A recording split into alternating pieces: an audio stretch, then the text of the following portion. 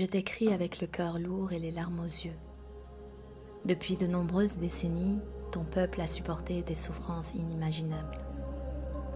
Mais ces derniers mois, tu fais face à une douleur quotidienne, particulièrement lourde et difficile à supporter. La faim omniprésente ronge les corps fragiles. Des vies innocentes sont arrachées dans des circonstances tragiques. Un père abattu en cherchant de l'eau pour ses enfants, des enfants forcés de voir leurs parents mourir devant leurs yeux. Des femmes enceintes exécutées sous le regard impuissant de leurs petits. Les captifs sont torturés, subissent des violences inhumaines et la famine. Des bébés en couveuse ont été débranchés de leurs machines de respiration. Des enfants sont portés disparus sous des décombres, faute de moyens pour les sauver. Les personnes âgées n'ont que leurs larmes incapables d'exprimer leur désespoir. Des enfants traumatisés et tétanisés pleurent en cherchant leurs parents. Des pères et des mères pleurent leurs proches. Des enfants en bas âge se retrouvent à dormir dans les rues. Le petit Ahmed a été décapité et sa jambe arrachée, brûlée, et les atrocités qui se déroulent sous tes terres sont indescriptibles. Ces images me hantent, elles me terrifient. Mon cœur saigne à chaque nouvelle de ta souffrance. Ton peuple est éjecté de ses maisons, forcé de vivre dans des tentes, privé d'eau et d'électricité.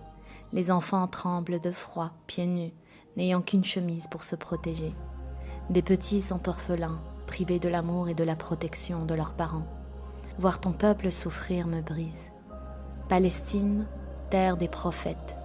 Tu es le lieu où notre bien-aimé Muhammad sallallahu alayhi wa sallam a été rassemblé à la mosquée Al-Aqsa pour prier devant tous les prophètes lors du voyage nocturne et de l'ascension. Tu es aussi la terre de notre maître Isa, Jésus, le prophète de Dieu.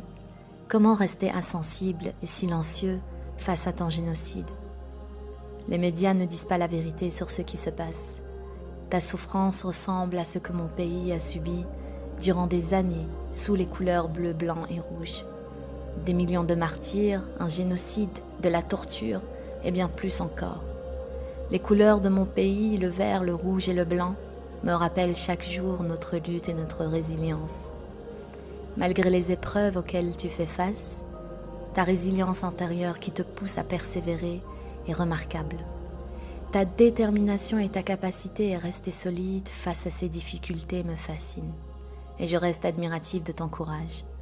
Partout dans le monde, des manifestations éclatent pour dénoncer l'injustice flagrante que tu subis. J'entends et je vois ton drapeau flotter, symbole de résistance.